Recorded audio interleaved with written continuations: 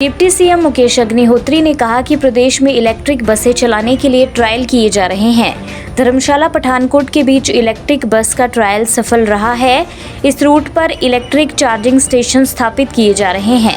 उन्होंने कहा कि जल्द ही धर्मशाला पठानकोट के बीच इलेक्ट्रिक बस सेवा शुरू की जाएगी। परसों बता रहे थे कि धर्मशाला से जसूर वो उसका ट्रायल कामयाब हो गया है, क्योंकि हमें काफ़ी आप लोगों से भी हमें बच के चलना पड़ता है, क्योंकि हम ट्रायल ले रहे हैं। बस यहाँ पे अगर कहीं रास्ते में खड़ी हो गई तो आप कहेंगे देखो नई बस आप गई। तो इसलिए थोड़ा सा सहयोग की ज़रूरत है, क्योंकि अब हमें हर जगह से ट्रायल करना है कि कहाँ से कहाँ तक हम बस पहुँचा सकते हैं, कहाँ पे हमें चार्जर लगाने की ज़रूरत है। 110 करोड़ रुपए के हम चार्जर भी लगा रहे हैं जगह जगह, ताकि आपके जसूर में जैसे चार्जर अवेलेबल है, धर्मशाला में चार्जर अवेलेबल है, नगरोटा में चार्जर अवेलेबल है, देरा में चार्जर अवेलेबल है, बाकी जगह हम चार्जर लगाते जाएंगे। और जैसे जैसे चार्जर लगते जाएंगे तो गाड़ी वहाँ पे चार्जर की जैसे व्यवस्था होगी तो हम बसेस को वहाँ पे भेजते जाएंगे। लेकिन ये भी मैं आपको बताना चाहता हूँ कि डीजल की 47 सीटर बसेस हमें चलाएमान रखनी है, क्योंकि जो लॉन्ग रूट है वो इन्हीं से कवर होता है। नूरपुर की फिन्ना सिंह सिंचाई योजना को लेकर डिप्टी सीएम मुकेश अग्निहोत्री ने कहा कि योजना को अगले वर्ष नवंबर तक पूरा करने का लक्ष्य रखा गया है। ये बहुत पुराना प्रोजेक्ट जो है, जिसपे हमारे पूर्व के पॉलिटिशियंस ने काम किया, और 647 करोड़ रुपए का प्रोजेक्ट फ्रेम हुआ था। और लेकिन 300 करोड़ की राशि लगने के बाद ये प्रोजेक्ट काम किया। और 300 करोड़ एक बहुत बड़ी राशि होती है, जो अगर स्टेट हेड से खर्चा गया हो पैसा, तो उसके बाद ये प्रोजेक्ट कैसे आगे बढ़ाया जा सके, तो ये एक चुनौती बना हुआ था। मैं तो बहुत पुराने समय से देखता हूँ कि सत महाजन जी के टाइम से कि वो इसकी चर्चा किया करते थे, कहानी भी सुनाया करते थे कि कैसे ये कंसीव हुआ, कैसे इसकी प्लानिंग हुई।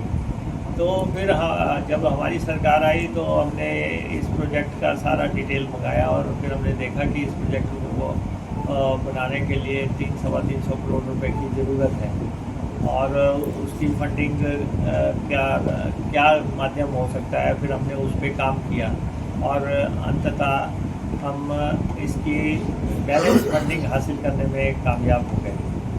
और अब ये प्रोजेक्ट जो है, कोशिश हमारी रहेगी कि अगले साल में हम इसको धरातल पे ला के इसको कंप्लीट करें।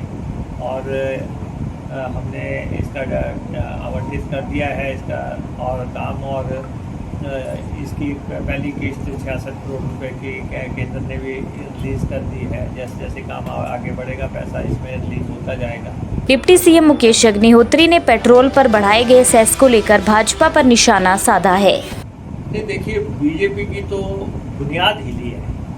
जो राम मंदिर है, सिर्फ राम मंदिर की चोरी की बात नहीं है, भारतीय जनता पार्टी की बुनियाद जो है हिल गई है। चूड़े हिलना जिसको कहते हैं वो हिल गई है, क्योंकि इनका सारा बेस जो था वो धर्म की राजनीति पे था, मंदिर की राजनीति पर, मंदिर वहीं बनाएंगे। तो वो जो इनका नारा था उसको लेके लंबे अरसे से इन्होंने इसके प्रयास किए। लेकिन जो मंदिर में लोगों की बहुत बड़ी श्रद्धा है, आस्था है, और पूरे देशवासी जो है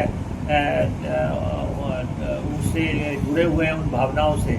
लेकिन जब वहाँ ये पता लगता है कि मंदिर में चोरी हो गई, और मंदिर में जो है चंदा चोर आ गए हैं, और चोर कौन लोग हैं वो भी सामने आ गए, और वो लोग जो है, जो ट्रस्ट के लोग हैं, वो तो हाईएस्ट लेवल पे उनकी अपॉइंटमेंट्स हुई थी।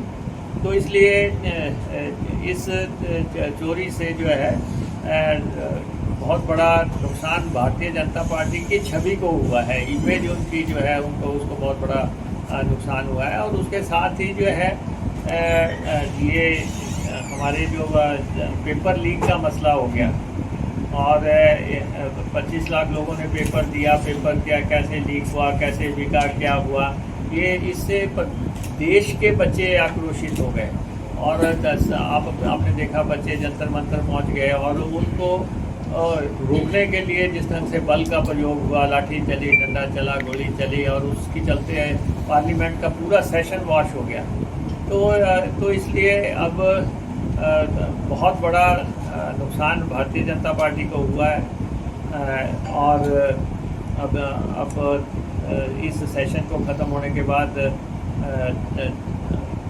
ये यात्राएं निकालना शुरू कर रहे हैं, कोई बातें। लेकिन भारतीय जनता पार्टी को अगर आप एनालिसिस करें, किसान आंदोलन किस ढंग से हुआ, 700 लोगों की जानें चली गई, और उसके बाद नोटबंदी के दौरान लोगों की जानें चली गई, लोगों को कतार में लगा के रखा। ऐसे एक नहीं अनेकों जो हैं ऐसे मसले हैं जब से भाजपा सत्ता में आई है, किस ढंग से, और ख़ास तौर पे जिस ढंग से इनकी विदेश नीति असफल हुई है, जिस ढंग से अमेरिका के राष्ट्रपति ने पिछले दिनों बयान वगैरह दिए।